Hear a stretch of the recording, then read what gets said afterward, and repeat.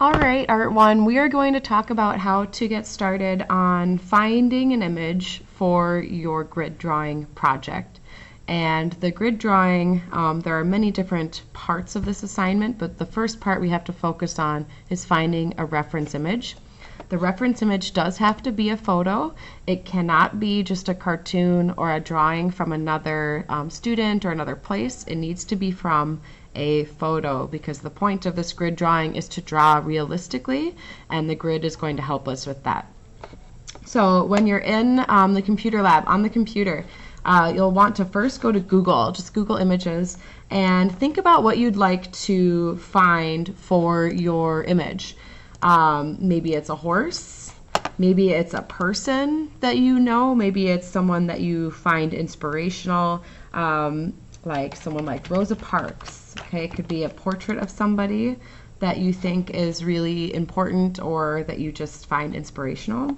It could be an animal, so like I said, a horse. It could be an elephant. It could be an object. Maybe it is, I don't know, a Coca-Cola can or a bottle. Maybe you want to do something like this. So you have lots of options. It's okay if it has a white background, but it needs to be, again, a photo. So something like this where it's just a logo, that does not count. It needs to be a photograph, an object, a person, or an animal. And those are your three choices, which there are a lot to choose from.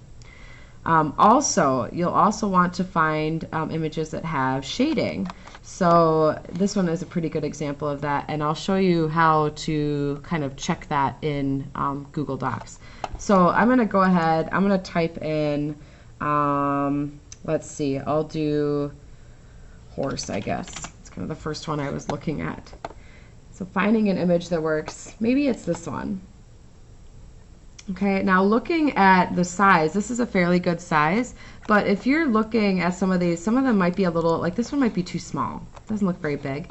In order to find images that are the right size, go to Settings, Advanced Search, change this part where it says Image Size to Large, scroll down, and then click Advanced Search. And now all of the images that are shown are going to be very large. Okay, so it could also be fantastical. Here's one that's a little fantastical, like a dragon horse. And again, it can have a white background. That's fine. But I'm going to choose this one. Okay, now you don't have to save it. You can actually just right-click and go to Copy Image. And then if you go to Google Docs, which would be in your Google account, you can then just right-click and paste, or Control-V on your keyboard, and it'll paste your photo. Now looking at this, I already had my document set up as landscape, but you might have to adjust that. So if you go to File, Page Setup, you can change it to Portrait if you need it to be up and down, vertical, or change it to Landscape. You can also change the margins. So I sometimes like to go in and I'll do 0.5 for all my margins. That just prints my picture out larger. The goal of today is you want a picture that fills up almost the entire paper.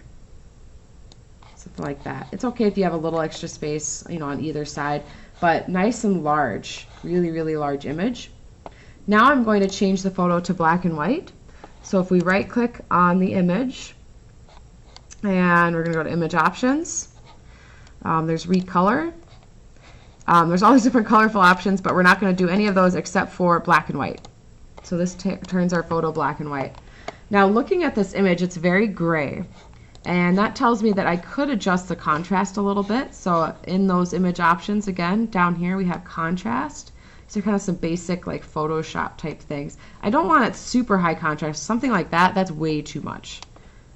Just a little more of a contrast. I might brighten it up a little too. There we go. Just because I like to have areas where there's really good visible shadows, then those midtones, those gray areas, and then the highlights, which there are lots of highlights here.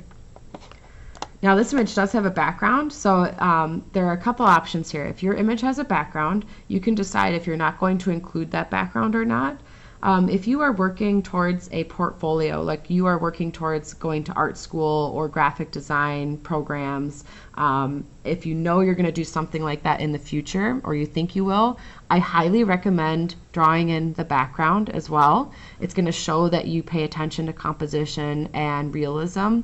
Backgrounds can also give you an idea of where your subject is. So if I include the background of this one, it's going to show you know, okay, there's trees in the background. It's probably standing in a field. It's even got some grass hanging out of its mouth.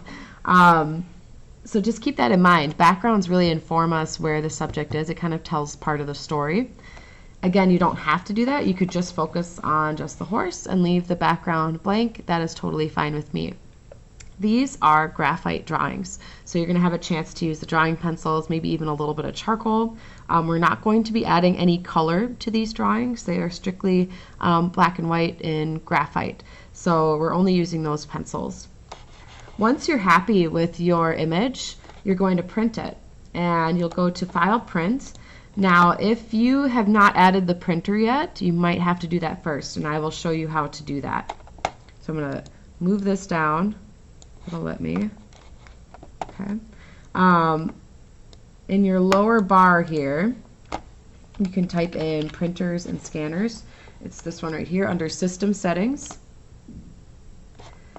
Here you can go to Add a Printer or Scanner.